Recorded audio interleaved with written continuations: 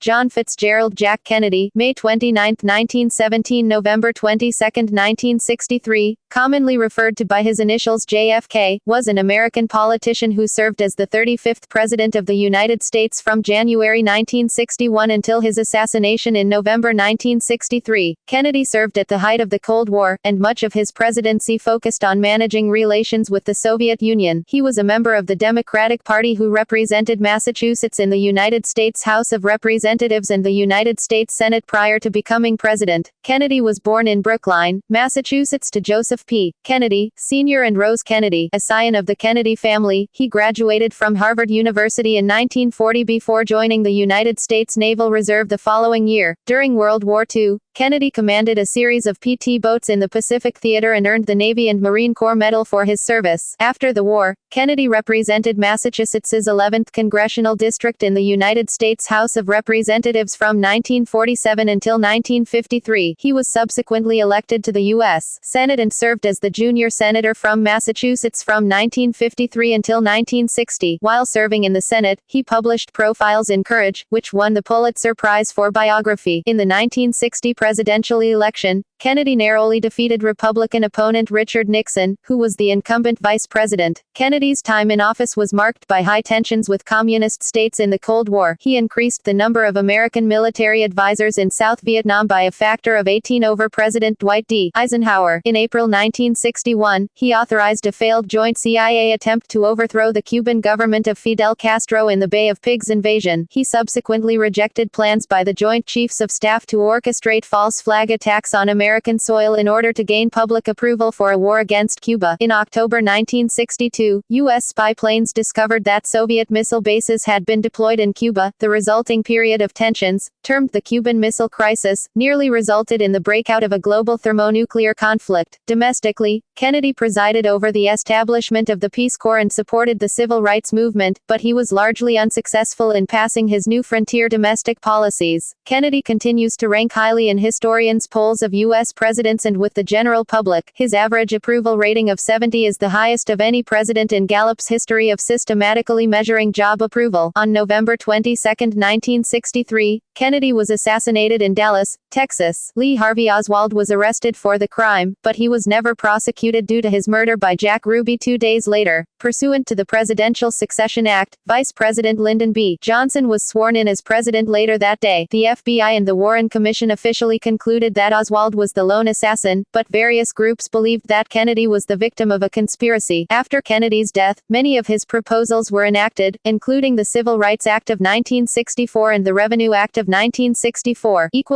Early life and education. John Fitzgerald Kennedy was born on May 29, 1917 at 83 Beale Street in Brookline, Massachusetts to businessman, politician Joseph Patrick Joe Kennedy and philanthropist, socialite Rose Elizabeth Fitzgerald Kennedy. His grandfathers P.J. Kennedy and Boston Mayor John F. Fitzgerald were both Massachusetts politicians. All four of his grandparents were children of Irish immigrants. Kennedy had an elder brother, Joseph Jr., and 7 younger siblings, Rosemary, Kathleen, Eunice, Patricia, Robert, John, and Ted. Kennedy lived in Brookline for the first 10 years of his life and attended the Edward Devotion School, the Noble and Green Flora School, and the Dexter School through 4th grade. Joe Kennedy's business had kept him away from the family for long stretches of time, and his ventures were concentrated on Wall Street and Hollywood. In September 1927, the family moved from Boston to Riverdale, Bronx, New York. Young John attended the lower campus of Riverdale Country School, a private school for boys, from 5th to 7th grade. 2 years later, the family moved to suburban Bronxville, New York, where Kennedy was a member of Boy Scout Troop 2. The Kennedy family spent summers and early autumns at their home, rented in 1926, then purchased in 1929, in Hyannisport, Massachusetts, and Christmas and Easter holidays at their winter home in Palm Beach, Florida, later purchased in 1933. In September 1930, Kennedy, then 13 years old, attended the Canterbury School in New Milford, Connecticut, for 8th grade. In April 1931, he had an appendectomy, after which he withdrew from Canterbury and recuperated at home. In September 1931,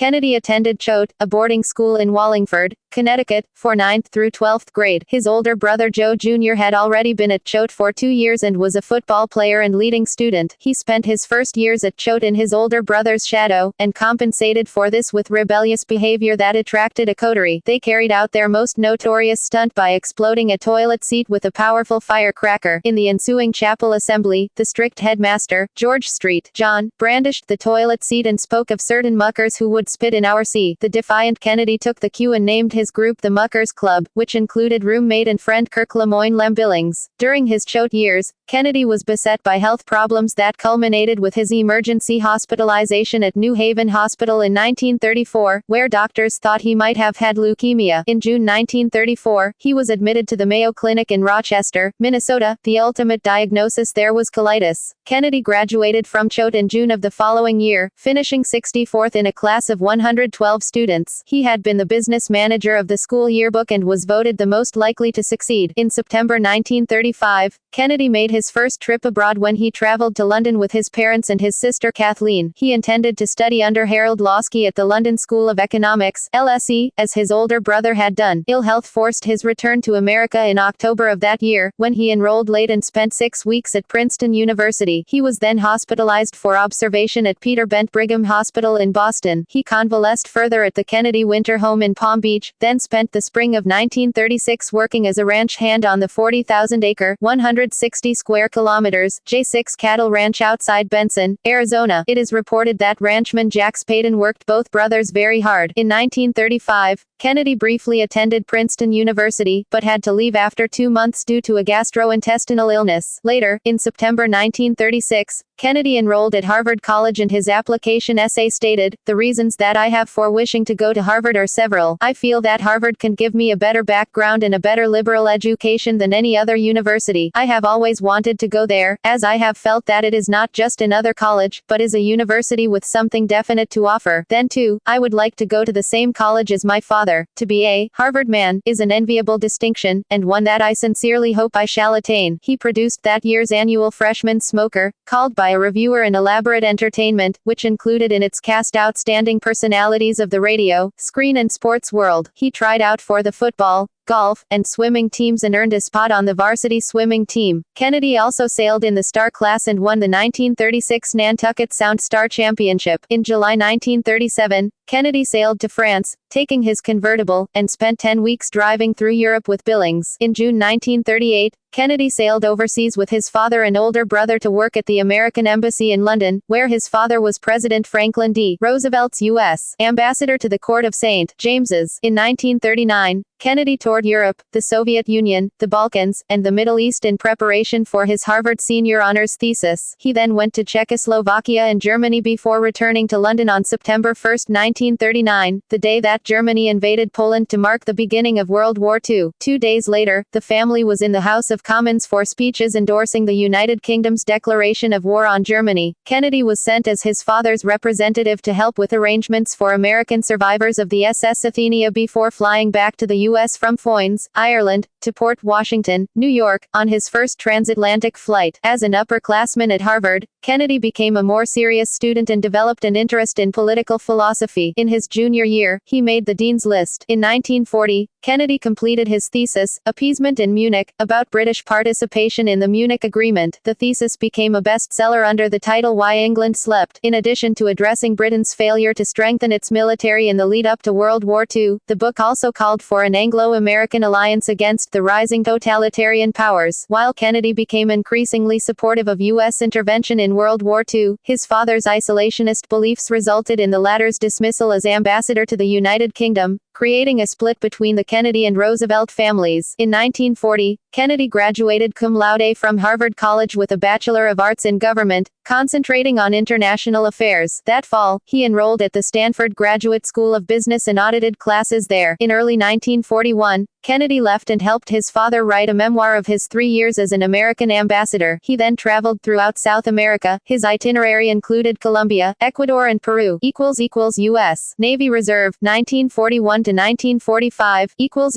In 1940, Kennedy attempted to enter the Army's officer candidate school, but he was medically disqualified due to his chronic lower back problems. He exercised for months to straighten his back. On September 24, 1941, with the help of the director of the Office of Naval Intelligence, ONI, who was the former naval attaché to Joseph Kennedy, Kennedy joined the United States Naval Reserve. He was commissioned an ensign on October 26, 1941, and joined the staff of the Office of Naval Intelligence in Washington, D.C. In January 1942, Kennedy was assigned to the ONI Field Office at Headquarters, 6th Naval District, in Charleston, South Carolina. He attended the Naval Reserve Officer Training School at Northwestern University in Chicago, Illinois, from July 27 to September 27, and then voluntarily entered the Motor Torpedo Boat Squadron's Training Center in Melville, Rhode Island. On October 10, he was promoted to lieutenant junior grade. He completed his training on December 2 and was assigned to Motor Torpedo Squadron 4. His first command was PT 101 from December 7, 1942, until February 23, 1943. It was a PT boat used for training while Kennedy was an instructor at Melville. He then led 3 Huckins PT boats, PT 98, PT 99, and PT 101, which were being relocated from MTBRON 4 in Melville, Rhode Island, back to Jacksonville, Florida, and the new MTBRON 14, formed February 17, 1943. During the trip south, he was hospitalized briefly in Jacksonville after diving into the cold water to unfurl a propeller. Thereafter, Kennedy was assigned duty in Panama and later in the Pacific Theater, where he eventually commanded 2 more patrol torpedo PT boats. PT 109 and PT 59 == In April 1943, he was assigned to Motor Torpedo Squadron 2. On April 24, Kennedy took command of PT 109, which was based at Tulagi Island in the Solomon Islands. On the night of August 1–2, PT 109, on its 31st mission, was performing nighttime patrols near New Georgia in the Solomon Islands with PT 162 and PT 169. Kennedy spotted a Japanese destroyer nearby and attempted to turn to attack, when PT 109 was rammed suddenly at an angle and cut in half by the destroyer Imagery, costing 2 PT 109 crew members their lives. Kennedy gathered his surviving 10 crew members, including those injured around the wreckage, to vote on whether to fight or surrender. Kennedy stated, "There's nothing in the book about a situation like this. A lot of you men have families and some of you have children. What do you want to do? I have nothing to lose." Shunning surrender, the men swam towards a small island 3 miles away. Despite re-injuring his back in the collision, Kennedy towed a badly burned crewman through the water to the island with a life jacket strap clenched between his teeth, and later to a second island, where his crew was subsequently rescued on August 8. Kennedy and Ensign Leonard Tom, his executive officer on PT 109, were both later awarded the Navy and Marine Corps Medal for Heroism and the Purple Heart Medal for Injuries. On September 1, 1943, Kennedy returned to duty and took command of the PT 59, which was a PT boat that had been converted into a gunboat. In October, Kennedy was promoted to lieutenant. On November 2, PT 59, which included 3 former PT 109 crew members, took part with another boat in the successful rescue of 87 Marines stranded on 2 rescue landing craft on the Warrior River at Choiseul Island, which was held by the Japanese. Under doctor's orders, Kennedy was relieved of his command of PT 59 on November 18, and he returned to the United States in early January 1944. After receiving treatment for his back injury, he was released from active duty in late 1944. Beginning in January 1945, Kennedy spent 3 more months recovering from his back injury at Castle Hot Springs, a resort and temporary military hospital in Arizona. Kennedy was in Chelsea Naval Hospital from May to December 1944. On June 12, he was presented the Navy and Marine Corps Medal, the Navy's highest non-combat decoration for heroism, for his heroic actions on August 1–2, 1943, and the Purple Heart Medal for his back injury on PT 109, on August 1, 1943, injured on August 2. After the war, Kennedy felt that the medal he had received for heroism was not a combat award and asked that he be reconsidered for the Silver Star Medal, for which he had been recommended initially. His father also requested the Silver Star, which is awarded for gallantry in action, for his son. In 1950, the Department of the Navy offered Kennedy a Bronze Star Medal in recognition of his meritorious service, but he would have to return his Navy and Marine Corps Medal in order to receive it. He declined the medal. In 1959, the Navy again offered him the Bronze Star. Kennedy received responded, repeating his original request concerning the award. He received the same response from the Navy as he had in 1950. The Navy said his actions were a life-saving case. Kennedy's 2 original medals are currently on display at the John F. Kennedy Presidential Library and Museum. On August 12, 1944, his older brother, Joe Jr., a Navy pilot, was killed after he volunteered for a special and hazardous air mission. His explosive-laden plane was destroyed when the plane's bombs detonated prematurely as the aircraft was flying over the English Channel. On March 1, 1945, Kennedy retired from the Navy Reserve on physical disability and was honorably discharged with the full rank of lieutenant. When asked later how he became a war hero, Kennedy joked, "It was easy. They cut my PT boat in half." Military awards Kennedy's military decorations and awards include the Navy and Marine Corps Medal, Purple Heart Medal, American Defense Service Medal, American Campaign Medal, Asiatic Pacific Campaign Medal with 3 3/16 bronze stars, and the World War II Victory Medal, Navy and Marine Corps Medal citation, for extremely heroic conduct as commanding officer of motor torpedo boat 109 following the collision and sinking of that vessel in the Pacific War area on August 1–2, 1943. Unmindful of personal danger, Lieutenant, then Lieutenant, junior grade, Kennedy unhesitatingly braved the difficulties and hazards of darkness to direct rescue operations, swimming many hours to secure aid and food after he had succeeded in getting his crew ashore. His outstanding courage, endurance and leadership contributed to the saving of several lives and were in keeping with the highest traditions of the United States Naval Service. James Forrestal, Secretary of the Navy, Post-Naval Service In April 1945, Kennedy's father, who was a friend of William Randolph Hearst, arranged a position for his son as a special correspondent for Hearst newspapers. The assignment kept Kennedy's name in the public eye and exposed him to journalism as a possible career. He worked as a correspondent that May, covering the Potsdam Conference and other events. Congressional career Because his eldest brother had been the family's political standard-bearer, and had been tapped by his father to seek the presidency, his death in 1944 changed that course and the task now fell to the younger Kennedy. U.S. House of Representatives, 1947 to 1953. At the urging of Kennedy's father, U.S. Representative James Michael Curley vacated his seat in the strongly Democratic 11th Congressional District in Massachusetts to become mayor of Boston in 1946. With his father financing and running his campaign, Kennedy won the Democratic primary with 12% of the vote, defeating 10 other candidates. Though Republicans took control of the House in the 1946 elections, Kennedy defeated his Republican opponent in the general election, taking 73% of the vote. Along with Richard Nixon and Joseph McCarthy, Kennedy was one of several World War II veterans first elected to Congress that year. He served in the House for 6 years, joining the influential Education and Labor Committee and the Veterans Affairs Committee. He concentrated his attention on international affairs, supporting the Truman Doctrine as the appropriate response to the emerging Cold War. He also supported public housing and opposed the Labor Management Relations Act of 1947, which restricted the power of labor unions. Though not as vocal and anti-communist as McCarthy, Kennedy supported the Immigration and Nationality Act of 1952, which required communists to register with the government, and he deplored the loss of China. U.S. Senate, 1953 to 1960.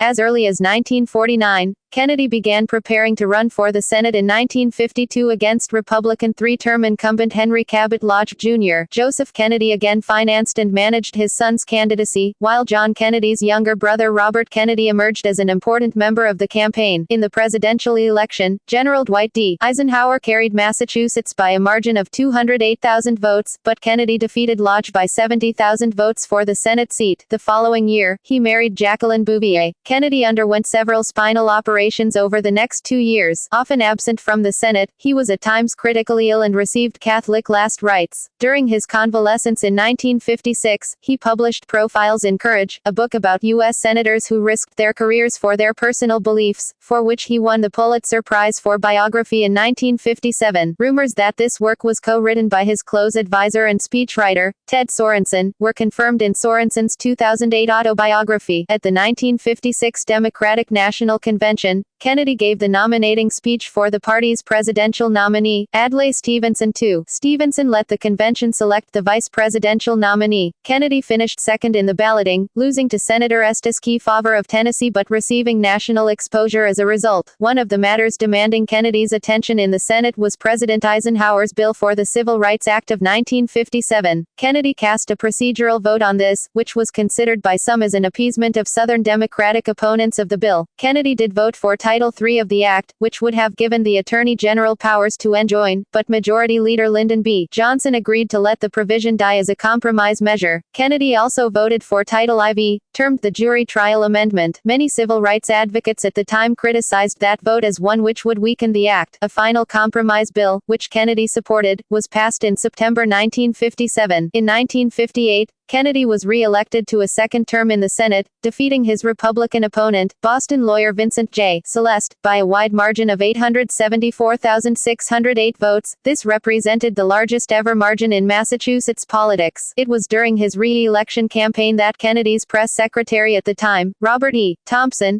put together a film entitled The U.S. Senator John F. Kennedy Story, which exhibited a day in the life of the senator and showcased his family life as well as the inner workings of his office. It was the most comprehensive film produced about Kennedy up to that time. In the aftermath of his re-election, Kennedy began preparing to run for president in 1960. While Kennedy's father was a strong supporter of Senator Joseph McCarthy, McCarthy was also a friend of the Kennedy family. As well, Bobby Kennedy worked for McCarthy's subcommittee, and McCarthy dated Kennedy's sister Patricia. In 1954, the Senate voted to censure McCarthy and Kennedy drafted a speech supporting the censure. However, it was not delivered because Kennedy was hospitalized at the time. The speech had the potential of putting Kennedy in the position of participating procedurally by pairing his vote against that of another senator. Although Kennedy never indicated how he would have voted, the episode damaged his support among members of the liberal community, including Eleanor Roosevelt, in the 1956 and 1960 elections. 1960 presidential election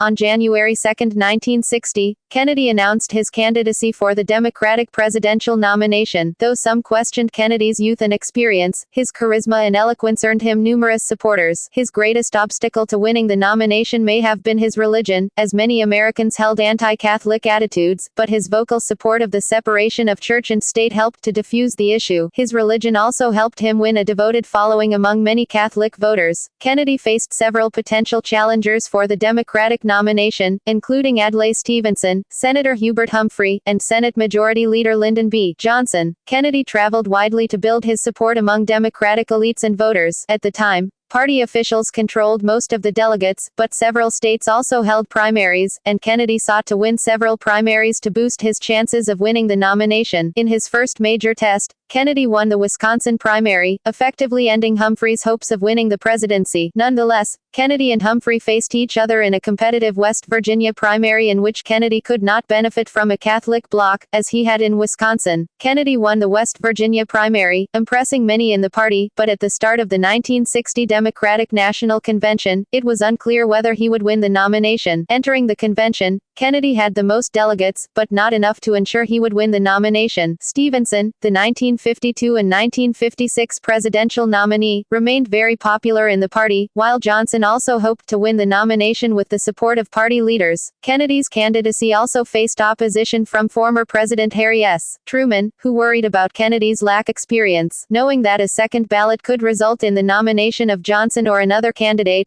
Kennedy's well-organized campaign was able to earn the support of just enough delegates to win the presidential nomination on the first ballot. Over the opposition of his brother and some of his liberal supporters, Kennedy chose Johnson as his vice presidential nominee, believing that the Texan senator could help him win support in the South. Accepting the presidential nomination, Kennedy gave his well-known New Frontier speech, saying, "For the problems are not all solved and the battles are not all won, and we stand today on the edge of a new frontier. But the new frontier of which I speak is not a set of promises, it is a set of challenges. It sums up not what I intend to offer the American people, but what I intend to ask of them." At the start of the fall general election campaign, Republican nominee Richard Nixon, the incumbent vice president, held a 6-point lead in the polls. "I am the Democratic Party candidate for president who also happens to be a Catholic," I do not speak for my church on public matters, and the church does not speak for me. Kennedy questioned rhetorically whether 1/4 of Americans were relegated to second-class citizenship just because they were Catholic, and once stated that, "No one asked me my religion serving the Navy in the South Pacific." In September and October, Kennedy squared off against Nixon in the first televised presidential debates in U.S. history. During these programs, Nixon had a sore, injured leg, and his 5 o'clock shadow was perspiring as he looked tense and uncomfortable. Kennedy, on the other hand, chose to avail himself of makeup services and appeared relaxed, which led the huge television audience to favor him as the winner. Radio listeners either thought that Nixon had won or that the debates were a draw. The debates are now considered a milestone in American political history, the point at which the medium of television began to play a dominant role in politics. Kennedy's campaign gained momentum after the first debate, and he pulled slightly ahead of Nixon in most polls. On November 8, Kennedy defeated Nixon in one of the closest presidential elections of the 20th century. In the national popular vote, by most accounts, Kennedy led Nixon by just 0.2%, 49.7 to 49.5, while in the Electoral College, he won 303 votes to Nixon's 219. 269 were needed to win. 14 electors from Mississippi and Alabama refused to support Kennedy because of his support for the civil rights movement. They voted for Senator Harry F. Byrd of Virginia, as did an elector from Oklahoma. Kennedy became the youngest person ever elected to the presidency, though Theodore Roosevelt was slightly younger when he took office after William McKinley's death in 1901.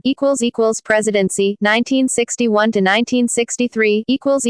John F. Kennedy was sworn in as the 35th president at noon on January 20, 1961. In his inaugural address he spoke of the need for all Americans to be active citizens, famously saying, "Ask not what your country can do for you, ask what you can do for your country." He asked the nations of the world to join together to fight what he called the common enemies of man: tyranny, poverty, disease, and war itself. He added, "All this will not be finished in the first 100 days, nor will it be finished in the first 1,000 days, nor in the life of this administration, nor even perhaps in our lifetime on this planet, but let us begin." In closing, he expanded on his desire for greater internationalism. Finally, whether you are citizens of America or citizens of the world, ask of us here the same high standards of strength and sacrifice which we ask of you. The address reflected Kennedy's confidence that his administration would chart an historically significant course in both domestic policy and foreign affairs. The contrast between this optimistic vision and the pressures of managing daily political realities at home and abroad would be one of the main tensions running through the early years of his administration. Kennedy brought to the White House a contrast in organization compared to the decision-making structure of former General Eisenhower, and he wasted no time in scrapping Eisenhower's methods. Kennedy preferred the organizational structure of a wheel with all the spokes leading to the president. He was ready and willing to make the increased number of quick decisions required in such an environment. He selected a mixture of experienced and inexperienced people to serve in his cabinet. "We can learn our jobs together," he stated, much to the chagrin of his economic advisors who wanted him to reduce taxes. Kennedy quickly agreed to a balanced budget pledge. This was needed in exchange for votes to expand the membership of the House Rules Committee in order to give the Democrats a majority in setting the legislative agenda. Kennedy focused on immediate and specific issues facing the administration, and quickly voiced his impatience with pondering of deeper meanings. Deputy National Security Advisor Walt Whitman Rostow once began a diatribe about the growth of communism, and Kennedy abruptly cut him off, asking, "What do you want me to do about that today?" Kennedy approved Defense Secretary Robert McNamara's controversial decision to award the contract for the F-111 TFX, tactical fighter experimental fighter bomber, to General Dynamics, the choice of the Civilian Defense Department, over Boeing, the choice of the military. At the request of Senator Henry Jackson, Senator John McClellan held 46 days of mostly closed-door hearings before the Permanent Subcommittee on Investigations investigating the TFX contract from February to November 1963. During the summer of 1962, Kennedy had a secret taping system set up in the White House, most likely to aid his future memoir. It recorded many conversations with Kennedy and his cabinet members, including those in relation to the Cuban Missile Crisis.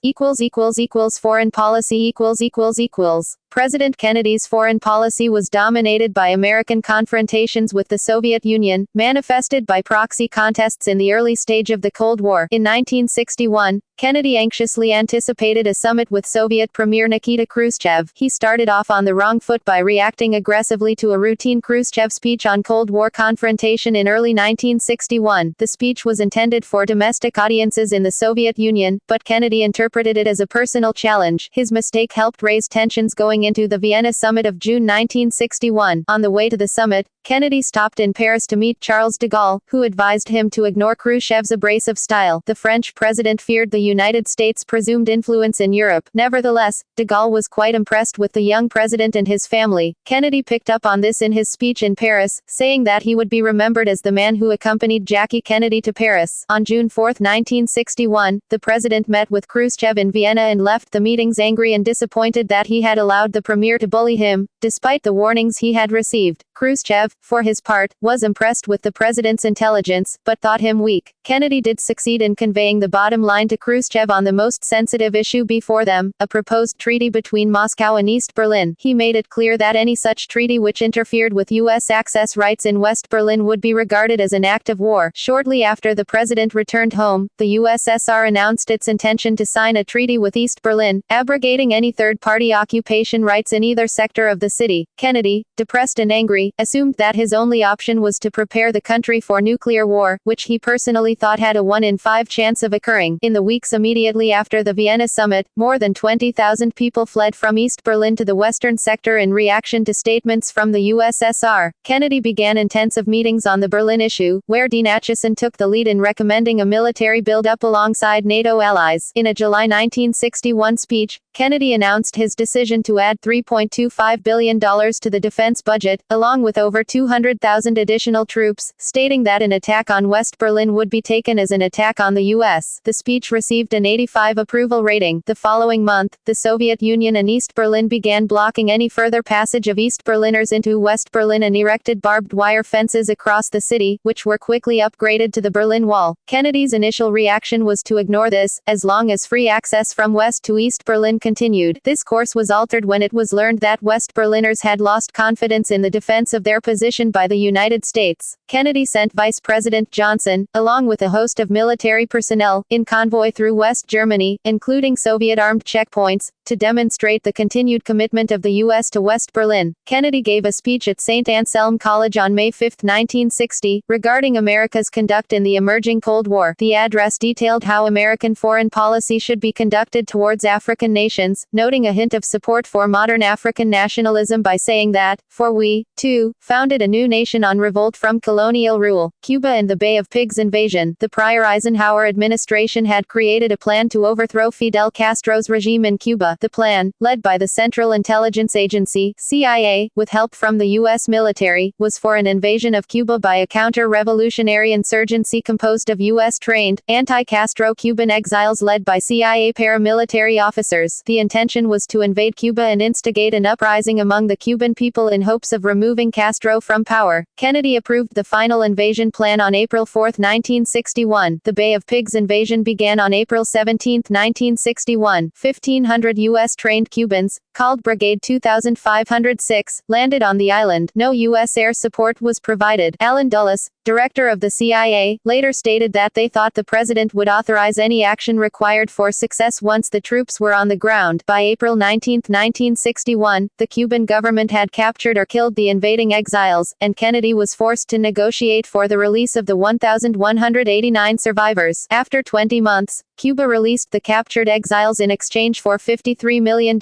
worth of food and medicine. The incident made Castro wary of the U.S. and led him to believe that another invasion would occur. According to biographer Richard Reeves, Kennedy focused primarily on the political repercussions of the plan rather than military considerations. When it failed, he was convinced that the plan was a setup to make him look bad. He took responsibility for the failure, saying, "We got a big kick in the leg and we deserved it, but maybe we'll learn something from it." In late 1961, the White House formed the Special Group, Augmented, headed by Robert Kennedy and including Edward Lansdale, Secretary Robert McNamara, and others. The group's objective, to overthrow Castro via espionage, sabotage and other covert tactics, was never pursued. Cuban Missile Crisis. On October 14, 1962, CIA U-2 spy planes took photographs of intermediate-range ballistic missile sites being built in Cuba by the Soviets. The photos were shown to Kennedy on October 16. A consensus was reached that the missiles were offensive in nature and thus posed an immediate nuclear threat. Kennedy faced a dilemma. If the U.S. attacked the sites, it might lead to nuclear war with the USSR, but if the U.S. did nothing, it would be faced with the increased threat from close-range nuclear weapons. The U.S. would also appear to the world as less committed to the defense of the hemisphere. On a personal level, Kennedy needed to show resolve in reaction to Khrushchev, especially after the Vienna summit. More than a third of the members of the National Security Council (NSC) favored an unannounced air assault on the missile sites, but for some of them this conjured up an image of Pearl Harbor in reverse. There was also some concern from the international community, asked in confidence, that the assault plan was an overreaction in light of the fact that PGM-19 Jupiter missiles had been placed in Italy and Turkey by Eisenhower in 1958. There could also be no assurance that the assault would be 100% effective. In concurrence with a majority vote of the NSC, Kennedy decided on a naval quarantine. On October 22, he dispatched a message to Khrushchev and announced the decision on TV. The U.S. Navy would stop and inspect all Soviet ships arriving off Cuba. Beginning October 24, the Organization of American States gave unanimous support to the removal of the missiles. The president exchanged 2 sets of letters with Khrushchev, to no avail. United Nations (UN) Secretary-General U Thant requested that both parties reverse their decisions and enter a cooling-off period. Khrushchev agreed. Kennedy did not. One Soviet-flagged ship was stopped and boarded. On October 28, Khrushchev agreed to dismantle the missile sites, subject to UN inspections. The U.S. publicly promised never to invade Cuba and privately agreed to remove its Jupiter missiles from Italy and Turkey, which were by then obsolete and had been supplanted by submarines equipped with UGM-27 Polaris missiles. This crisis brought the world closer to nuclear war than at any point before or since. In the end, the humanity of the two men prevailed. The crisis improved the image of American willpower and the president's credibility. Kennedy's approval rating increased from 66 to 77 immediately thereafter. Latin America and communism. Arguing that those who make peaceful revolution impossible, will make violent revolution inevitable, Kennedy sought to contain the perceived threat of communism in Latin America by establishing the Alliance for Progress, which sent aid to some countries and sought greater human rights standards in the region. He worked closely with Governor of Puerto Rico Luis Muñoz Marin for the development of the Alliance of Progress, and began working towards the autonomy of the Commonwealth of Puerto Rico. When the president took office, the Eisenhower administration, through the CIA, had begun formulating plans for the assassination of Castro in Cuba and Rafael Trujillo in the Dominican Republic. Kennedy privately instructed the CIA that any such planning must include plausible deniability by the U.S. His public position was in opposition. In June 1961, the Dominican Republic's leader was assassinated. In the days following the event, Under-Secretary of State Chester Bowles led a cautious reaction by the nation. Robert Kennedy, who saw an opportunity for the U.S., called Bowles a gutless bastard to his face. Peace Corps. In one of his first presidential acts, Kennedy asked Congress to create the Peace Corps. His brother-in-law, Sergeant Shriver, was its first director. Through this program, Americans volunteered to help underdeveloped nations in areas such as education, farming, healthcare, and construction. The organization grew to 5,000 members by March 1963 and 10,000 the following year. Since 1961, over 200,000 Americans have joined the Peace Corps, serving in 139 countries. Southeast Asia. When briefing Kennedy, Eisenhower emphasized that the communist threat in Southeast Asia required priority. Eisenhower considered Laos to be the cork in the bottle in regards to the regional threat. In March 1961, Kennedy voiced a change in policy from supporting a free Laos to a neutral Laos, indicating privately that Vietnam, and not Laos, should be deemed America's tripwire for communism's spread in the area. In May 1961, he dispatched Lyndon Johnson to meet with South Vietnam's President Ngo Dinh Diem. Johnson assured Diem more aid to mold a fighting force that could resist the communists. Kennedy announced a change of policy from support to partnership with Diem to defeat of communism in South Vietnam. During his administration, Kennedy continued policies that provided political and economic support, and military advice and support, to the South Vietnamese government. Late in 1961, the Viet Cong began assuming a predominant presence, initially seizing the provincial capital of Phuoc Vinh. Kennedy increased the number of military advisors and Special Forces U.S. Special Forces in the area, from 11,000 in 1962 to 16,000 by late 1963, but he was reluctant to order a full-scale deployment of troops. Before his assassination, assassination, Kennedy used military advisors and special forces in Vietnam almost exclusively. A year and 1/2 later, his successor, President Lyndon Johnson, committed the first combat troops to Vietnam and greatly escalated U.S. involvement, with forces reaching 184,000 that year and 536,000 in 1968. In late 1961, President Kennedy sent Roger Hilsman, then director of the State Department's Bureau of Intelligence and Research, to assess the situation in Vietnam. There, Hilsman met Sir Robert Thompson, head of the British advisory mission to South Vietnam, and the concept of the Strategic Hamlet Program was formed. It was approved by Kennedy and South Vietnam President Ngo Dinh Diem. It was implemented in early 1962 and involved some forced relocation, village internment, and segregation of rural South Vietnamese into new communities where the peasantry would be isolated from communist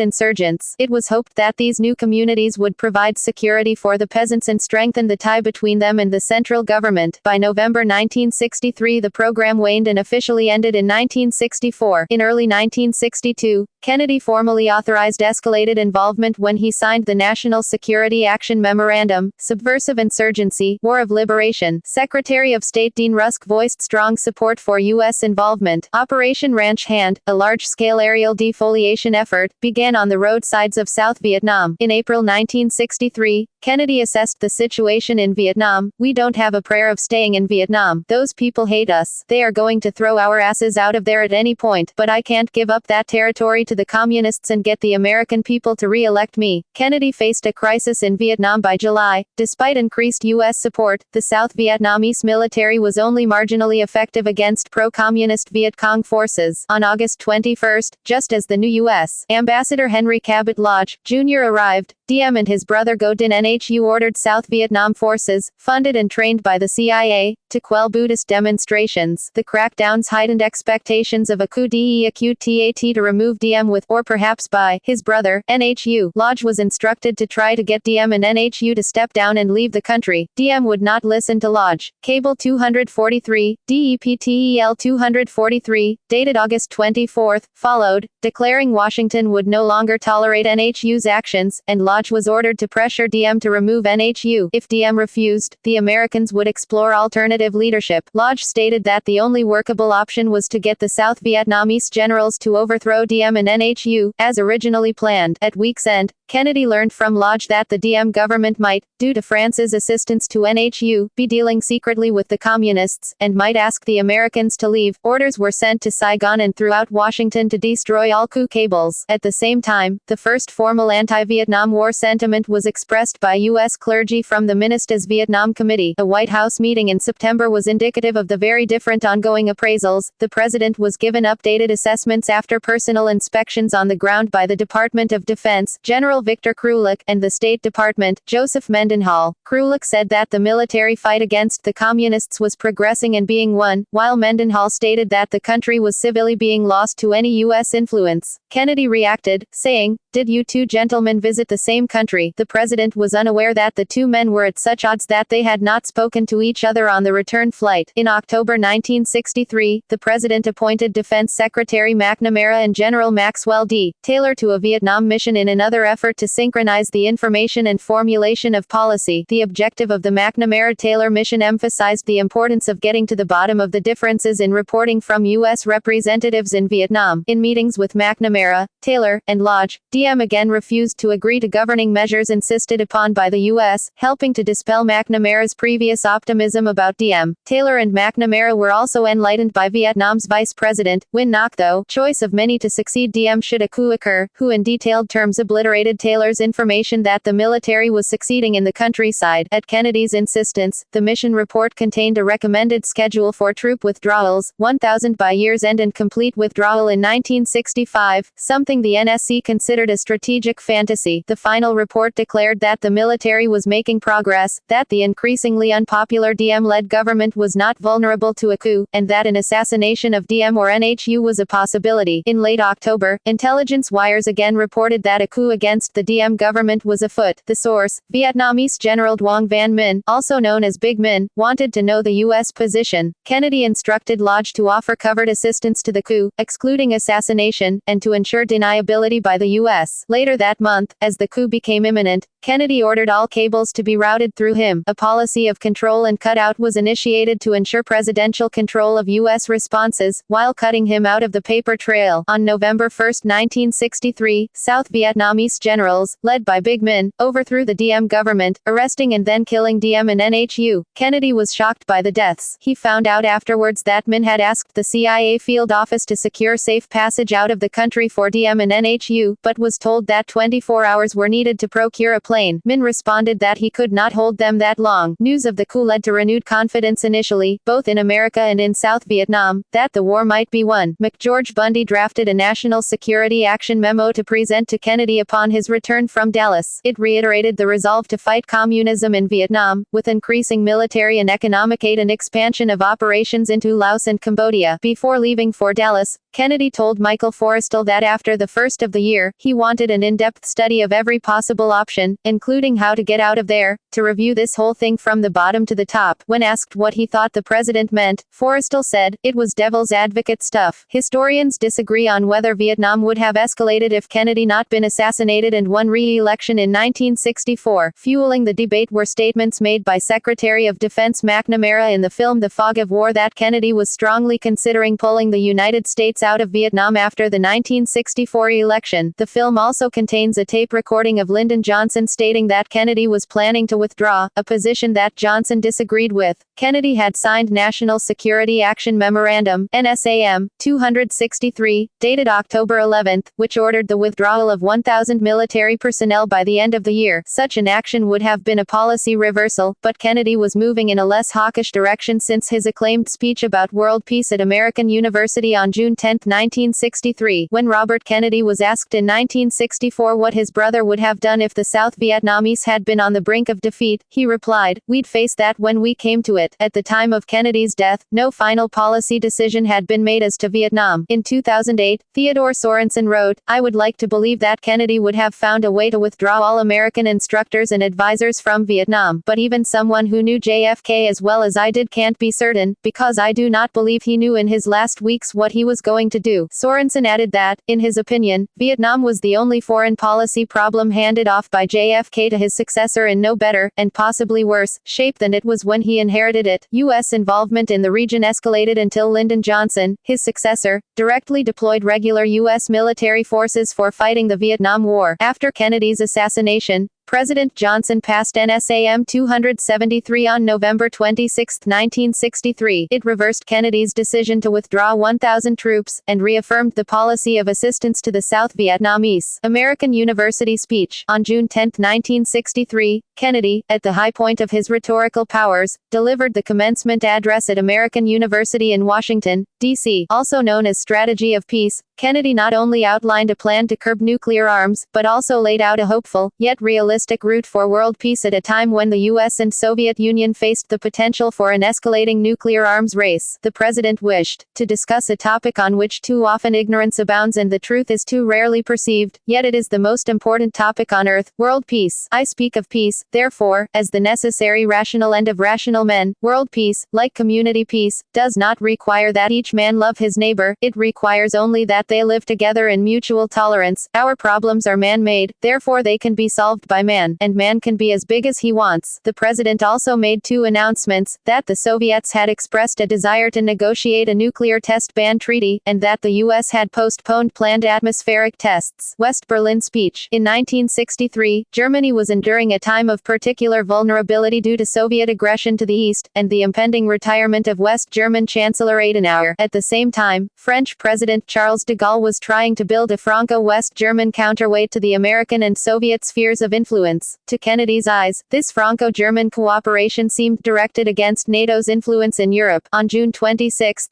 President Kennedy gave a public speech in West Berlin reiterating the American commitment to Germany and criticizing communism. He was met with an ecstatic response from a massive audience. Kennedy used the construction of the Berlin Wall as an example of the failures of communism. Freedom has many difficulties, and democracy is not perfect, but we have never had to put a wall up to keep our people in, to prevent them from leaving us. The speech is known for its famous phrase "Ich bin ein Berliner," I am a citizen of Berlin. A million people were on the street for the speech. He remarked to Ted Sorensen afterwards, "We'll never have another day like this one, as long as we live." Israel. In 1960, Kennedy stated, "Israel will endure and flourish. It is the child of hope and the home of the brave. It can neither be broken by adversity nor demoralized by success. It carries the shield of democracy and it honors the sword of freedom." Subsequently, as president, Kennedy initiated the creation of security ties with Israel, and he is credited as the founder of the U.S.-Israeli military alliance, which would be continued under subsequent presidents. Kennedy ended the arms embargo that the Eisenhower and Truman administrations had enforced on Israel. Describing the protection of Israel as a moral and national commitment, he was the first to introduce the concept of a special relationship, as he described it to Golda Meir, between the U.S. and Israel. As a result of this newly created security alliance, Kennedy also encountered tensions with the Israeli government over the production of nuclear materials in Dimona, which he believed could instigate a nuclear arms race in the Middle East. After the existence of a nuclear plant was initially denied by the Israeli government, David Ben-Gurion stated in a speech to the Israeli Knesset on December 21, 1960, that the purpose of the nuclear plant at Beersheba was for research in problems of arid zones and desert flora and fauna. When Ben-Gurion met with Kennedy in New York, he claimed that Dimona was being developed to provide nuclear power for desalinization and other peaceful purposes for the time being. The Israeli government resisted American pressure to open its nuclear facilities to International Atomic Energy Agency (IAEA) inspections. In 1962, the U.S. and Israeli governments had agreed to an annual inspection regime. A science attaché at the embassy in Tel Aviv concluded that parts of the Dimona facility had been shut down temporarily to mislead American scientists when they visited. According to Seymour Hersh, the Israelis set up false control rooms to show the Americans. Israeli lobbyist Abe Feinberg stated, "It was part of my job to tip them off that Kennedy was insisting on an inspection." Mark Trachtenberg argued, although well aware of what the Israelis were doing, Kennedy chose to take this as satisfactory evidence of Israeli compliance with America's non-proliferation policy. The American who led the inspection team stated that the essential goal of the inspections was to find ways to not reach the point of taking action against Israel's nuclear weapons program. Roger Davies, the director of the State Department's Office of Near Eastern Affairs, concluded in March 1965 that Israel was developing nuclear weapons. He reported that Israel's target date for achieving nuclear capability was 1968-1969. On May 1, 1968, Under-Secretary of State Nicholas Katzenbach told President Johnson that Dimona was producing enough plutonium to produce 2 bombs a year. The State Department argued that if Israel wanted arms, it should accept international supervision of its nuclear program. Dimona was never placed under IAEA safeguards. Attempts to write Israeli adherence to the Nuclear Non-Proliferation Treaty (NPT) into contracts for the supply of U.S. weapons continued throughout 1968. Iraq. Relations between the United States and Iraq became strained following the overthrow of the Iraqi monarchy on July 14, 1958, which resulted in the declaration of a Republican government led by Brigadier Abd al-Karim Qasim. On June 25, 1961, Qasim mobilized troops along the border between Iraq and Kuwait, declaring the latter nation an indivisible part of Iraq and causing a short-lived Kuwait crisis. The United Kingdom, which had just granted Kuwait independence on June 19, and whose economy was heavily dependent on Kuwaiti oil, responded on July 1 by dispatching 5,000 troops to the country to deter an Iraqi invasion. At the same time, Kennedy dispatched a U.S. Navy task force to Bahrain, and the UK, at the urging of the Kennedy administration, brought the dispute to United Nations Security Council, where the proposed resolution was vetoed by the Soviet Union. The situation was resolved in October, when the British troops were withdrawn and replaced by a 4,000-strong Arab League force. In December 1961, Qasim's government passed Public Law 80, which restricted the British and American-owned Iraq Petroleum Company (IPC's) concessionary holding to those areas in which oil was actually being produced, effectively expropriating 99.5% of the IPC concession. U.S. officials were alarmed by the expropriation as well as the recent Soviet veto of an Egyptian-sponsored UN resolution requesting the admittance of Kuwait as UN member state, which they believed to be connected. Senior National Security Council advisor Robert Comer worried that if the IPC ceased production in response, Qasim might grab Kuwait, thus achieving a stranglehold on Middle Eastern oil production, or throw himself into Russian arms. Comer also made note of widespread rumors that a nationalist coup against Qasim could be imminent, and had the potential to get Iraq back on a more neutral keel. In April 1962, the State Department issued new guidelines on Iraq that were intended to increase American influence there. Meanwhile, Kennedy instructed the CIA, under the direction of Archibald Bullock Roosevelt Jr., to begin making preparations for a military coup against Qasim. The anti-imperialist and anti-communist Iraqi Ba'ath Party overthrew and executed Qasim in a violent coup on February 8, 1963. The Kennedy administration was pleased with the outcome and ultimately approved a $55 million arms deal for Iraq. Ireland. During his 4-day visit to his ancestral home of Ireland in June 1963, Kennedy accepted a grant of armorial bearings from the Chief Herald of Ireland and received honorary degrees from the National University of Ireland and Trinity College, Dublin. He visited the cottage at Dunganstown, near New Ross, County Wexford, where his ancestors had lived before emigrating to America. He also became the first foreign leader to address the Houses of the Oireachtas, the Irish Parliament. On December 22, 2006, the Irish Department of Justice released declassified police documents indicating that security was heightened as Kennedy was the subject of 3 death threats during this visit. Nuclear Test Ban Treaty. Troubled by the long-term dangers of radioactive contamination and nuclear weapons proliferation, Kennedy and Khrushchev agreed to negotiate a nuclear test ban treaty, originally conceived in Adlai Stevenson's 1956 presidential campaign. In their Vienna summit meeting in June 1961, Khrushchev and Kennedy reached an informal understanding against nuclear testing, but the Soviet Union began testing nuclear weapons that September. The United States responded by conducting tests 5 days later. Shortly thereafter, new U.S. satellites began delivering images which made it clear that the Soviets were substantially behind the U.S. in the arms race. Nevertheless, the greater nuclear strength of the U.S. was of little value as long as the USSR perceived itself to be at parity. In July 1963, Kennedy sent W. Averell Harriman to Moscow to negotiate a treaty with the Soviets. The introductory sessions included Khrushchev, who later delegated Soviet representation to Andrei Gromyko. It quickly became clear that a comprehensive test ban would not be implemented, due largely to the reluctance of the Soviets to allow inspections that would verify compliance. Ultimately, the United States, the United Kingdom, and the Soviet Union were the initial signatories to a limited treaty, which prohibited atomic testing on the ground, in the atmosphere, or underwater, but not underground. The U.S. Senate ratified this and Kennedy signed it into law in October 1963. France was quick to declare that it was free to continue developing and testing its nuclear defenses.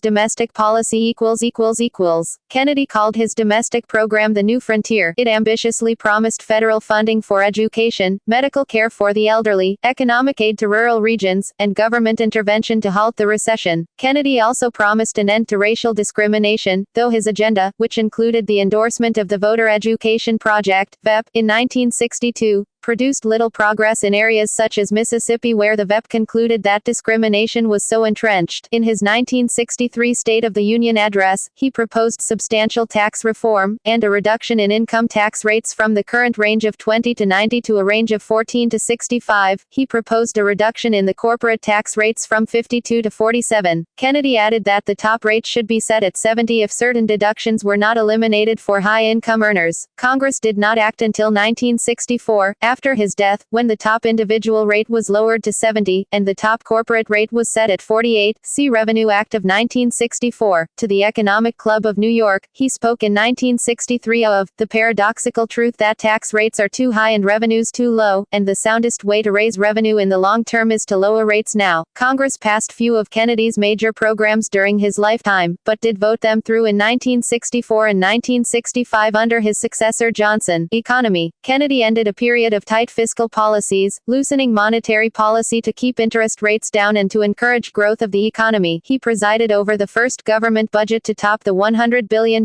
mark, in 1962, and his first budget in 1961 led to the country's first non-war, non-recession deficit. The economy, which had been through 2 recessions in 3 years, and was in one when Kennedy took office, accelerated notably during his presidency. Despite low inflation and interest rates, GDP had grown by an average of only 2.2% 1.2 per annum during the Eisenhower presidency, scarcely more than population growth at the time, and had declined by 1 during Eisenhower's last 12 months in office. The economy turned around and prospered during the Kennedy administration. GDP expanded by an average of 5.5 from early 1961 to late 1963, while inflation remained steady at around 1 and unemployment eased. Industrial production rose by 15 and motor vehicle sales rose by 40. This rate of growth in GDP and industry continued until around 1969, and has yet to be repeated for such a sustained period of time. Robert Kennedy took the position that the steel executives had illegally colluded to fix prices. He stated, "We're going for broke, their expense accounts, where they've been and what they've been doing. The FBI is to interview them all. We can't lose this." The administration's actions influenced U.S. Steel to rescind the price increase. The Wall Street Journal wrote that the administration had acted by naked power, by threats, by agents of the state security police. Yale law professor Charles Reich opined in the New Republic that the administration had violated civil liberties by calling a grand jury to indict U.S. Steel for collusion so quickly. A New York Times editorial praised Kennedy's actions and said that the steel industry's price increase imperils the economic welfare of the country by inviting a tidal wave of inflation. Nevertheless, the administration's Bureau of Budget reported the price increase would have resulted in a net gain for GDP as well as a net budget surplus. The stock market, which had steadily declined since Kennedy's election, dropped 10 shortly after the administration's action on the steel industry. Federal and military death penalty. As president, Kennedy oversaw the last federal execution prior to Furman v. Georgia, a 1972 case that led to a moratorium on federal executions. Victor Figure was sentenced to death by a federal court in Iowa and was executed on March 15, 1963. Kennedy commuted a death sentence imposed by a military court on Seaman Jimmy Henderson on February 12, 1962, changing the penalty to life in prison. On March 22, 1962, Kennedy signed into law H.R. 5143, PL 87-423, abolishing the mandatory death penalty for first-degree murder in the District of Columbia, the only remaining jurisdiction in the United States with such a penalty. The death penalty has not been applied in the District of Columbia since 1957, and has now been abolished. Civil rights movement. The turbulent end of state-sanctioned racial discrimination was one of the most pressing domestic issues of the 1960s. Jim Crow segregation was the established law in the Deep South. The Supreme Court of the United States had ruled in 1954 in Brown v. Board of Education that racial segregation in public schools was unconstitutional. Many schools, especially in southern states, did not obey the Supreme Court's decision. The court also prohibited segregation at other public facilities, such as buses, restaurants, theaters, courtrooms, bathrooms, and beaches, but it continued nonetheless. Kennedy verbally supported racial integration and civil rights. During the 1960 campaign, he telephoned Coretta Scott King, wife of the Reverend Martin Luther King, Jr., who had been jailed while trying to integrate a department store lunch counter. Robert Kennedy called Georgia Governor Ernest Vandiver and obtained King's release from prison, which drew additional black support to his brother's candidacy. Upon taking office in 1961, Kennedy postponed promised civil rights legislation he made while campaigning in 1960, recognizing that conservative Southern Democrats controlled congressional legislation. Historian Carl M. Brower concluded that passing any civil rights legislation in 1961 would have been futile. During his first year in office, Kennedy appointed many blacks to office, including his May appointment of civil rights attorney Thurgood Marshall to the federal bench. Kennedy believed the grassroots movement for civil rights would anger many Southern whites and make it more difficult to pass civil rights laws in Congress, including anti-poverty legislation, and he distanced himself from it. Kennedy was concerned with other issues early in his presidency, such as the Cold War, Bay of Pigs fiasco, and the situation in Southeast Asia. As articulated by Brother Robert, the administration's early priority was to keep the president out of this civil rights mess. Kennedy assigned federal marshals to protect the Freedom Riders rather than using federal troops or cooperative FBI agents. Robert Kennedy, speaking for the president, urged the Freedom Riders to get off the buses and leave the matter to peaceful settlement in the courts. Kennedy feared sending federal troops would stir up hated memories of Reconstruction after the Civil War among conservative Southern whites. On March 6, 1961, Kennedy signed Executive Order 10,925, which required government contractors to take affirmative action to ensure that applicants are employed and that employees are treated during employment without regard to their race, creed, color, or national origin. It established the President's Committee on Equal Employment Opportunity. Kennedy did not execute the order. In September 1962, James Meredith enrolled at the University of Mississippi but was prevented from entering. Attorney General Robert Kennedy responded by sending 400 federal marshals, while President Kennedy reluctantly sent 3,000 troops after the situation on campus turned violent. The Ole Miss riot of 1962 left 2 dead and dozens injured, but Meredith did finally enroll in his first class. Kennedy regretted not sending in troops earlier, and he began to doubt whether the evils of Reconstruction of the 1860s and 1870s he had been taught or believed in were true. The instigating subculture at the Ole Miss riot, and at many other racially ignited events, was the Ku Klux Klan. On November 20, 1962, Kennedy signed Executive Order 11063, prohibiting racial discrimination in federally supported housing or related facilities. Both the President and the Attorney General were concerned of King's ties to suspected communists Jack Odell and Stanley Levison. After the President and his civil rights expert Harris Wofford pressed King to ask both men to resign from the SCLC, King agreed to ask only Odell to resign from the organization and allowed Levison, whom he regarded as a trusted advisor, to remain. In early 1963, Kennedy related to Martin Luther King, Jr., his thoughts on the prospects for civil rights legislation. "If we get into a long fight over this in Congress, it will bottleneck everything else, and we will still get no bill." Civil rights clashes were on the rise that year. Brother Robert and Ted Sorensen pressed Kennedy to take more initiative on the legislative front. On June 11, 1963, President Kennedy intervened when Alabama Governor George Wallace blocked the doorway to the University of Alabama to stop 2 African-American students, Vivian Malone and James Hood, from attending. Wallace moved aside only after being confronted by Deputy Attorney General Nicholas Katzenbach and the Alabama National Guard, which had just been federalized by order of the President. That evening Kennedy gave his famous civil rights address on national television and radio, launching his initiative for civil rights legislation, to provide equal access to public schools and other facilities, and greater protection of voting rights. His proposals became part of the Civil Rights Act of 1964. The day ended with the murder of a NAACP leader, Medgar Evers, in front of his home in Mississippi. Earlier, Kennedy had signed the executive order creating the Presidential Commission on the Status of Women on December 14, 1961. Former First Lady Eleanor Roosevelt led the commission. The commission's statistics revealed that women were also experiencing discrimination. Its final report, documenting legal and cultural barriers,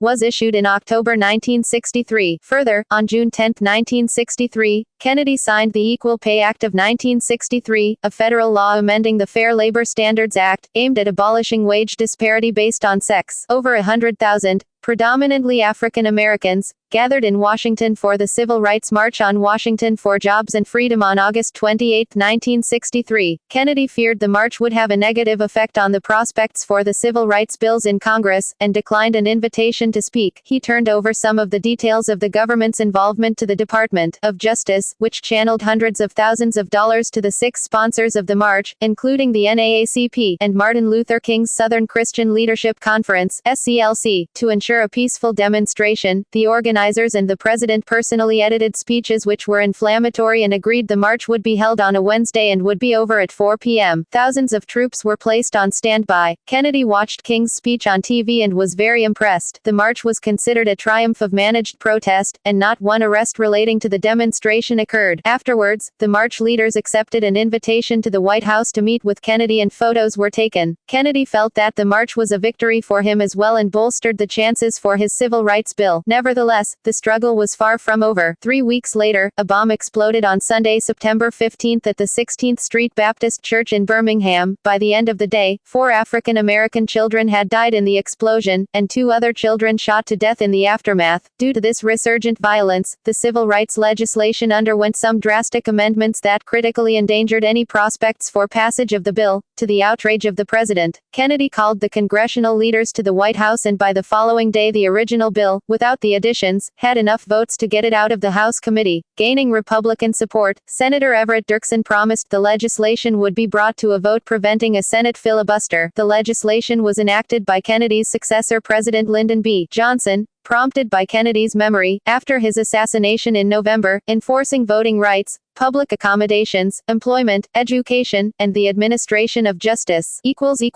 civil liberties In February 1962, FBI Director J. Edgar Hoover, who was suspicious of civil rights leader Martin Luther King, Jr. and viewed him as an upstart troublemaker, presented the Kennedy administration with allegations that some of King's close confidants and advisors were communists. Concerned by these allegations, the FBI deployed agents to monitor King in the following months. Robert Kennedy and the president also both warned King to discontinue the suspect associations. After the associations continued, Robert Kennedy issued a written directive authorizing the FBI to wiretap King and other leaders of the Southern Christian Leadership Conference, King's civil rights organization, in October 1963. Although Kennedy only gave written approval for limited wiretapping of King's phones on a trial basis, for a month or so, Hoover extended the clearance so his men were unshackled to look for evidence in any areas of King's life they deemed worthy. The wiretapping continued through June 1966 and was revealed in 1968. Immigration John F. Kennedy initially proposed an overhaul of American immigration policy that was later to become the Immigration and Nationality Act of 1965, sponsored by his brother Senator Edward Kennedy. It dramatically shifted the source of immigration from Northern and Western European countries towards immigration from Latin America and Asia. The policy change also shifted the emphasis in the selection of immigrants in favor of family reunification. Kennedy wanted to dismantle the selection of immigrants based on country of origin and saw this as an extension of his civil rights policies. Native American relations Construction of the Kinzua Dam flooded 10,000 acres, 4,047 hectares, of Seneca Nation land that they had occupied under the Treaty of 1794, and forced 600 Seneca to relocate to Salamanca, New York. Kennedy was asked by the American Civil Liberties Union to intervene and to halt the project, but he declined, citing a critical need for flood control. He expressed concern about the plight of the Seneca, and directed government agencies to assist in obtaining more land, damages, and assistance to help mitigate their displacement.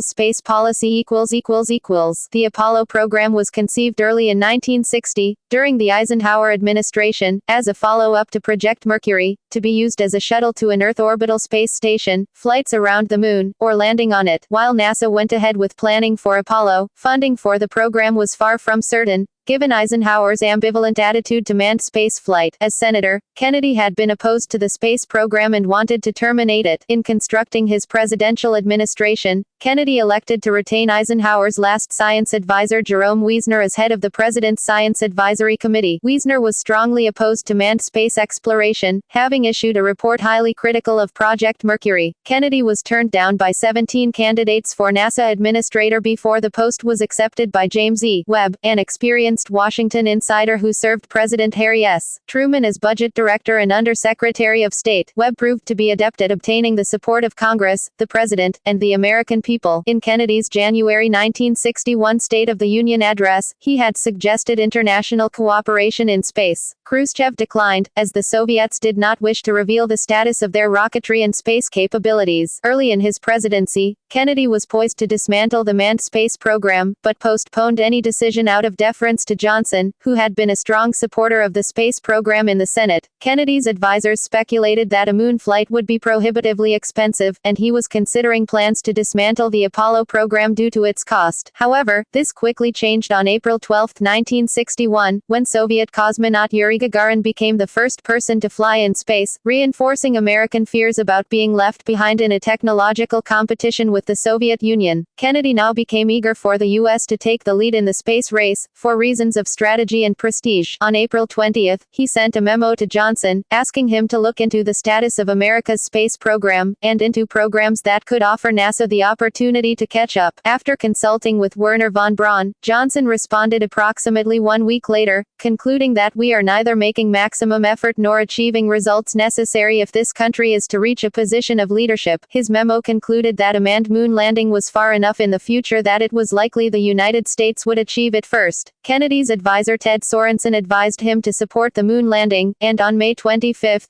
Kennedy announced the goal in a speech titled Special Message to the Congress on Urgent National Needs. I believe that this nation should commit itself to achieving the goal, before this decade is out, of landing a man on the moon and returning him safely to the Earth. No single space project in this period will be more impressive to mankind, or more important for the long-range exploration of space, and none will be so difficult or expensive to accomplish. Full text. After Congress authorized the funding, Webb began reorganizing NASA, increasing its staffing level, and building two new centers, a Launch Operations Center for the Large Moon Rocket northwest of Cape Canaveral Air Force Station, and a Manned Spacecraft Center on land donated through Rice University in Houston, Texas. Kennedy took the latter occasion as an opportunity to deliver another speech at Rice to promote the space effort on September 12, 1962, in which he said, "No nation which expects to be the leader of other nations can expect to stay behind in this race for space. We choose to go to the moon in this decade and do the other things, not because they are easy, but because they are hard." Full text. On November 21, 1962, in a cabinet meeting with NASA Administrator Webb and other officials, Kennedy explained that the moonshot was important for reasons of international prestige, and that the expense was justified. Johnson assured him that lessons learned from the space program had military value as well. Costs for the Apollo program were expected to reach $40 billion.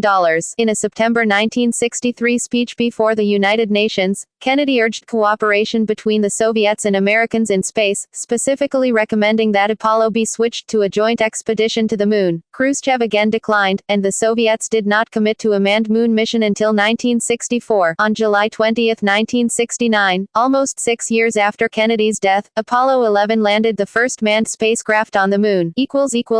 Administration, Cabinet, and judicial appointments. Judicial appointments. Supreme Court. Kennedy appointed the following justices to the Supreme Court of the United States: Byron White 1962, Arthur Goldberg 1962. Other courts. In addition to his two Supreme Court appointments, Kennedy appointed 21 judges to the United States Courts of Appeals, and 102 judges to the United States District Courts. Assassination. President Kennedy was assassinated in Dallas, Texas, at 12:30 p.m. Central Standard Time on Friday, November 22, 1963, while on a political trip to Texas to smooth over frictions in the Democratic Party between liberals Ralph Yarborough and Don Yarborough, no relation, and conservative John Connally. Traveling in a presidential motorcade through downtown Dallas, he was shot once in the back, the bullet exiting via his throat, and once in the head. Kennedy was taken to Parkland Hospital for emergency medical treatment, where he was pronounced dead 30 minutes later. He was 46 years old and had been in office for 1,036 days. Lee Harvey Oswald, an order filler at the Texas School Book Depository from which the shots were suspected to have been fired, was arrested for the murder of police officer J.D. Tippit, and was subsequently charged with Kennedy's assassination. He denied shooting anyone, claiming he was a patsy, and was killed by Jack Ruby on November 24, before he could be prosecuted. Ruby was arrested and convicted for the murder of Oswald. Ruby successfully appealed his conviction and death sentence but became ill and died of cancer on January 3, 1967, while the date for his new trial was being set. By executive order, President Johnson created the Warren Commission, chaired by Chief Justice Earl Warren, to investigate the assassination, which concluded that Oswald acted alone in killing Kennedy, and that Oswald was not part of any conspiracy. The results of this investigation are disputed by many. The assassination proved to be a pivotal moment in U.S. history because of its impact on the nation, and the ensuing political repercussions. A 2004 Fox News poll found that 66% of Americans thought there had been a conspiracy to kill President Kennedy, while 74% thought that there had been a cover-up. A Gallup poll in mid-November 2013 showed 61% believed in a conspiracy, and only 30% thought that Oswald did it alone. In 1979, the U.S. House Select Committee on Assassinations concluded that it believed that Kennedy was probably assassinated as a result of a conspiracy. The committee was unable to identify the other gunman or the extent of the conspiracy. In 2002, historian Carl M. Brower concluded that the public's fascination with the assassination may indicate a psychological denial of Kennedy's death, a mass wish to undo it. Funeral. A requiem mass was held for Kennedy at the Cathedral of St. Matthew the Apostle on November 25, 1963. Afterwards, Kennedy was interred in a small plot, 20 by 30 feet, in Arlington National Cemetery. Over a period of 3 years, 1964 to 1966, an estimated 16 million people visited his grave. On March 14, 1967, Kennedy's remains were moved to a permanent burial plot and memorial at the cemetery. The funeral was officiated by Father John J. Kavanaugh. It was from this memorial that the graves of both Robert and Ted Kennedy were modeled. The honor guard at Kennedy's graveside was the 37th Cadet Class of the Irish Army. Kennedy was greatly impressed by the Irish cadets on his last official visit to Ireland, so much so that Jackie Kennedy requested the Irish Army to be the honor guard at her husband's funeral. Kennedy's wife Jacqueline, and their 2 deceased minor children, were later buried with him. His brother, Robert, was buried nearby in June 1968. In August 2009, his brother, Ted, was also buried near his 2 brothers. John F. Kennedy's grave is lit with an eternal flame. Kennedy and William Howard Taft are the only 2 U.S. presidents buried at Arlington. According to the JFK Library, I Have a Rendezvous with Death, by Alan Seeger, was one of John F. Kennedy's favorite poems, and he often asked his wife to recite it. Personal life, family, and reputation equals. The Kennedy family is one of the most established political families in the United States, having produced a president, 3 senators, an ambassador, and multiple other representatives, both on the federal and state level. While a congressman, Kennedy embarked on a 7-week trip to India, Japan, Vietnam, and Israel in 1951, at which point he became close with his then 25-year-old brother Bobby, as well as his then 27-year-old sister Pat. Because they were several years apart in age, the brothers had previously seen little of each other. This 25,000-mile, 40,000 kilometers, trip was the first extended time they had spent together and resulted in their becoming best friends. Robert would play a major role in his brother's career, and he served as his brother's attorney general and presidential advisor. Robert would later run for president in 1968 before his assassination, while another Kennedy brother, Ted, ran for president in 1980. Kennedy came in third, behind Martin Luther King, Jr. and Mother Teresa, in Gallup's list of widely admired people of the 20th century. Kennedy was a life member of the National Rifle Association. Wife and children Kennedy met his future wife, Jacqueline Lee Jackie Bouvier, 1929 to 1994, when he was a congressman. Charles L. Bartlett, a journalist, introduced the pair at a dinner party. They were married a year after he was elected senator, on September 12, 1953. Caroline Bouvier Kennedy was born in 1957 and is the only surviving member of JFK's immediate family. John Fitzgerald Kennedy Jr., nicknamed John by the press as a child, was born in late November 1960, 17 days after his father was elected. John Jr., a graduate of Brown University, died in 1999 when the small plane he was piloting crashed en route to Martha's Vineyard. Popular image Kennedy and his wife were younger in comparison to the presidents and first ladies who preceded them, and both were popular in the media culture in ways more common to pop singers and movie stars than politicians, influencing fashion trends and becoming the subjects of numerous photo spreads in popular magazines. Although Eisenhower had allowed presidential press conferences to be filmed for television, Kennedy was the first president to ask for them to be broadcast live and made good use of the medium. In 1961, the Radio Television News Directors Association presented Kennedy with its highest honor, the Paul White Award, in recognition of his open relationship with the media. Mrs. Kennedy brought new art and furniture to the White House, and directed its restoration. They invited a range of artists, writers and intellectuals to rounds of White House dinners, raising the profile of the arts in America. On the White House lawn, the Kennedys established a swimming pool and tree house, while Caroline attended a preschool along with 10 other children inside the home. The president was closely tied to popular culture, emphasized by songs such as Twisting at the White House. Von Metter's first family comedy album, which parodied the president, the first lady, their family, and the administration, sold about 4 million copies. On May 19, 1962, Marilyn Monroe sang Happy Birthday, Mr. President at a large party in Madison Square Garden, celebrating Kennedy's upcoming 45th birthday.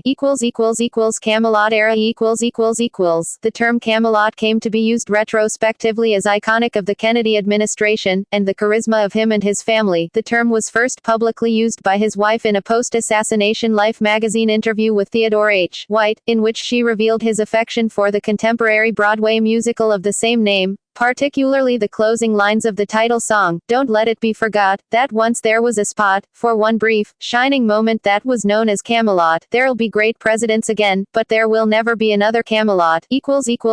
Health In 2002, Robert Dallek wrote an extensive history of Kennedy's health. Dallek was able to consult a collection of Kennedy-associated papers from the years 1955 to 1963, including X-rays and prescription records from the files of White House physician Dr. Janet Travell. According to Travell's records, during his presidential years Kennedy suffered from high fevers, stomach, colon, prostate issues, abscesses, high cholesterol, and adrenal problems. Years after Kennedy's death, it was revealed that in September 1947, while Kennedy was 30 and in his first term in Congress, he was diagnosed by Sir Daniel Davis at the London Clinic with Addison's disease, a rare endocrine disorder. In 1966 Drive, Travell revealed that Kennedy also had hypothyroidism. The presence of two endocrine diseases raises the possibility that Kennedy had autoimmune polyendocrine syndrome type 2, APS2. Kennedy also suffered from chronic and severe back pain, for which he had surgery and was written up in the American Medical Association's Archives of Surgery. Kennedy's condition may have had diplomatic repercussions, as he appears to have been taking a combination of drugs to treat severe back pain during the 1961 Vienna summit with Soviet Premier Nikita Khrushchev. The combination included hormones, animal organ cells, steroids, vitamins, enzymes, and amphetamines, and possible potential side effects included hyperactivity, hypertension, impaired judgment, nervousness, and mood swings. Kennedy at one time was regularly seen by no fewer than 3 doctors, one of whom, Max Jacobson, was unknown to the other 2, as his mode of treatment was controversial and used for the most severe bouts of back pain. There were disagreements among his doctors, into late 1961, over the proper balance of medication and exercise, with the president preferring the former as he was short on time and desired immediate relief. During that time frame, the president's physician, George Berkeley, did set up some gym equipment in the White House basement where Kennedy did stretching exercises for his back 3 times a week. Details of these and other medical problems were not publicly disclosed during Kennedy's lifetime. The president's primary White House physician, George Berkeley, realized that treatments by Jacobson and Travell, including the excessive use of steroids and amphetamines, were medically inappropriate, and took effective action to remove the president from their care. It was later observed that President Kennedy's leadership, e.g., the 1962 Cuban Missile Crisis and other events during 1963, improved greatly once the treatments of Jacobson had been discontinued and been replaced by a medically appropriate regimen under Berkeley. Dr. Gimi, who studied Kennedy's medical records, concluded there was a correlation. It is not causation, but it may not be coincidence either.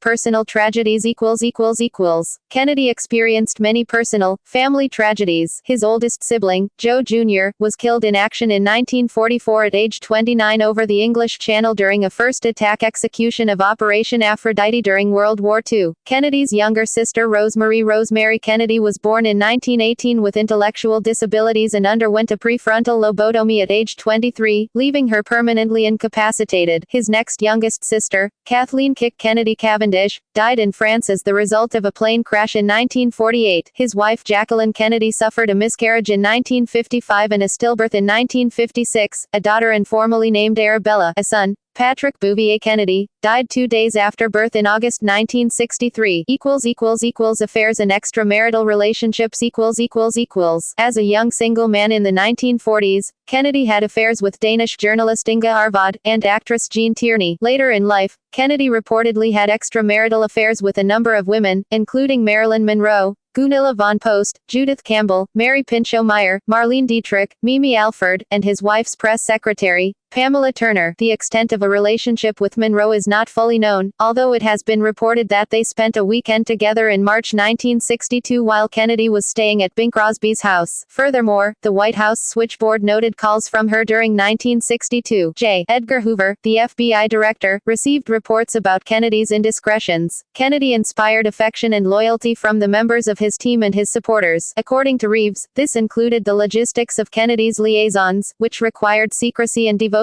rare in the annals of the energetic service demanded by successful politicians. Kennedy believed that his friendly relationship with members of the press would help protect him from revelations about his sex life. Historical evaluation origins and legacy == The U.S. Special Forces had a special bond with Kennedy. It was President Kennedy who was responsible for the rebuilding of the Special Forces and giving us back our Green Beret, said Forrest Lindley, a writer for the U.S. military newspaper Stars and Stripes who served with Special Forces in Vietnam. This bond was shown at Kennedy's funeral. At the commemoration of the 25th anniversary of Kennedy's death, General Michael D. Healy, the last commander of Special Forces in Vietnam, spoke at Arlington Cemetery. Later, a wreath in the form of the Green Beret would be placed on the grave, continuing a tradition that began the day of his funeral when a sergeant in charge of a detail of Special Forces men guarding the grave placed his beret on the coffin. Kennedy was the first of 6 presidents to have served in the U.S. Navy, and one of the enduring legacies of his administration was the creation in 1961 of another Special Forces command, the Navy SEALs, which Kennedy enthusiastically supported. Kennedy's civil rights proposals led to the Civil Rights Act of 1964. President Lyndon B. Johnson, Kennedy's successor, took up the mantle and pushed the landmark Civil Rights Act through a bitterly divided Congress by invoking the slain president's memory. President Johnson then signed the act into law on July 2, 1964. This civil rights law ended what was known as the Solid South, and certain provisions were modeled after the Civil Rights Act of 1875, signed into law by President Ulysses S. Grant. Kennedy's continuation of Presidents Harry S. Truman and Dwight D. Eisenhower's policies of giving economic and military aid to South Vietnam left the door open for President Johnson's escalation of the conflict. At the time of Kennedy's death, no final policy decision had been made as to Vietnam, leading historians, cabinet members, and writers to continue to disagree on whether the Vietnam conflict would have escalated to the point it did had he survived. His agreement to the NSAM 263 action of withdrawing 1,000 troops by the end of 1963, and his earlier 1963 speech at American University, suggest that he was ready to end the Vietnam War. The Vietnam War contributed greatly to a decade of national difficulties, amid violent disappointment on the political landscape. Some excerpts of Kennedy's inaugural address are engraved on a plaque at his grave at Arlington. He was posthumously awarded the Pacem in Terris Award, Latin, Peace on Earth. It was named after a 1963 encyclical letter by Pope John XXIII that calls upon all people of goodwill to secure peace among all nations. Kennedy is the only president to have predeceased both his mother and father. He is also the only president to have predeceased a grandparent. His maternal grandmother, Mary Josephine Josie Hannon, died in August 1964, 9 months after his assassination. Throughout the English-speaking world, the given name Kennedy has sometimes been used in honor of President Kennedy, as well his brother Robert.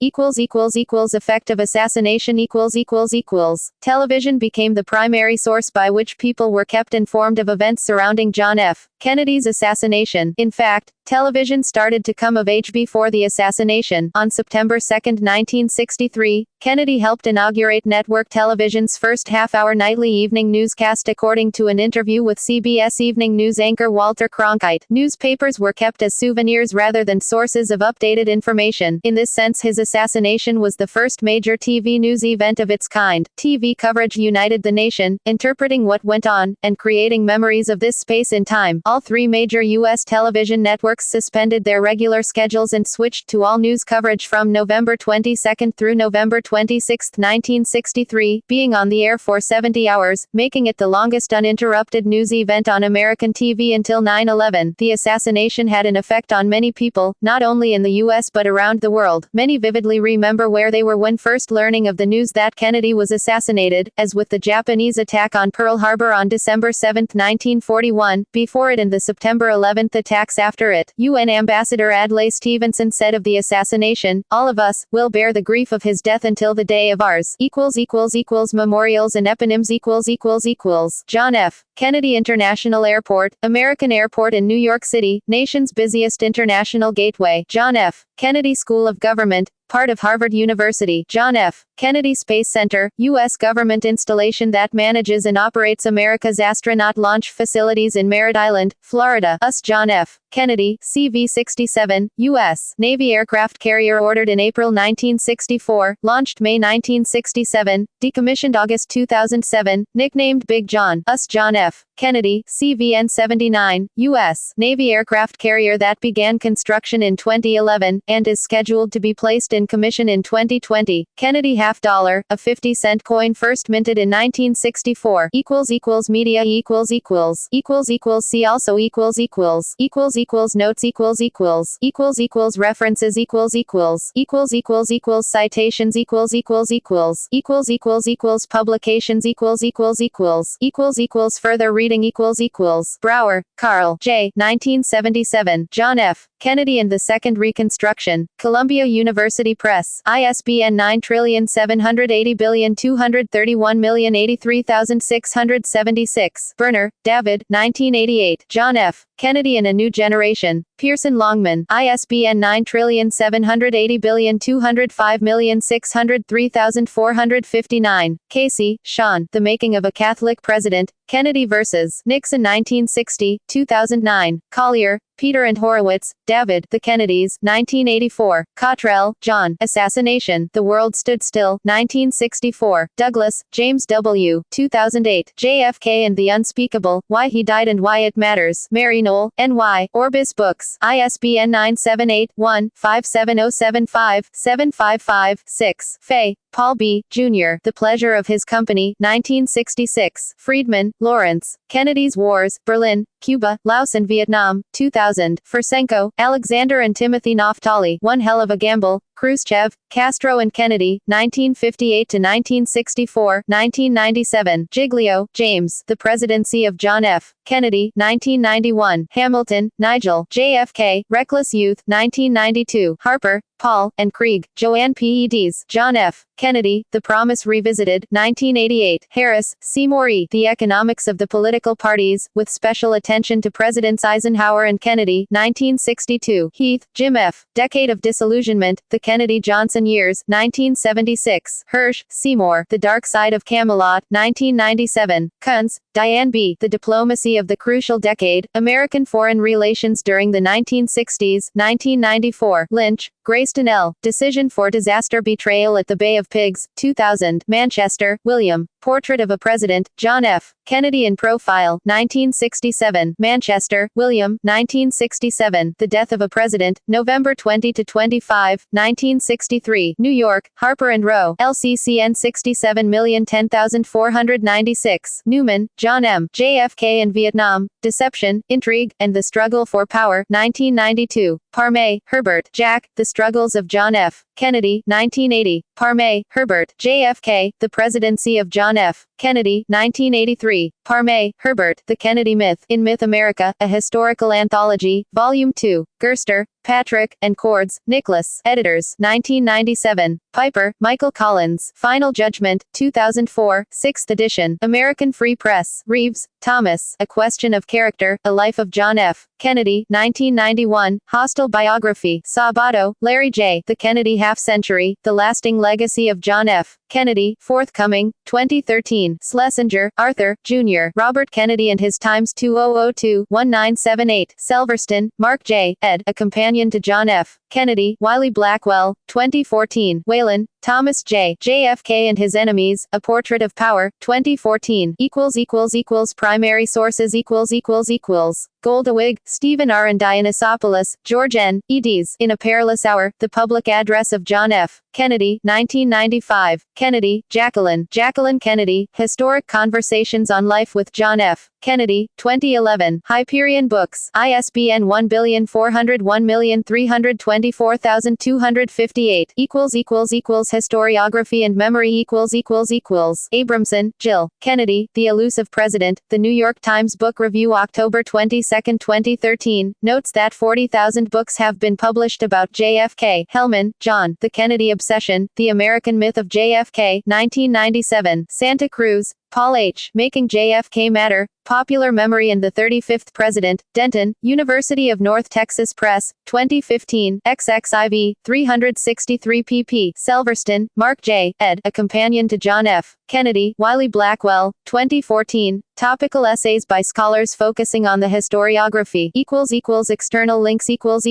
Official. John F. Kennedy Presidential Library and Museum. John Fitzgerald Kennedy National Historic Site. White House Biography. Media coverage. John F. Kennedy collected news and commentary. The New York Times. Appearances on C-SPAN. Life portrait of John F. Kennedy, from CSPAN's American Presidents, Life Portraits, November 5, 1999. Radio coverage of the assassination of President Kennedy is broadcast on WCCOM Radio, Minneapolis, and CBS Radio. Other, United States Congress. John F. Kennedy, id. K000107. Biographical Directory of the United States Congress. John F. Kennedy, a resource guide. The Library of Congress. Extensive essays on JFK with shorter essays on each member of his cabinet and First Lady. Miller Center of Public Affairs. Kennedy Administration from Office of the Historian, United States Government Printing Office, Washington, D.C. Works by or about John F. Kennedy at Internet Archive. Works by John F. Kennedy at LibriVox. Public domain audiobooks. John F. Kennedy discography at Discogs. John F. Kennedy, Find a Grave. Retrieved November 17, 2013. John F. Kennedy at DMOZ. John F. Kennedy on Internet Movie Database. John F. Kennedy, Character, on Internet Movie Database.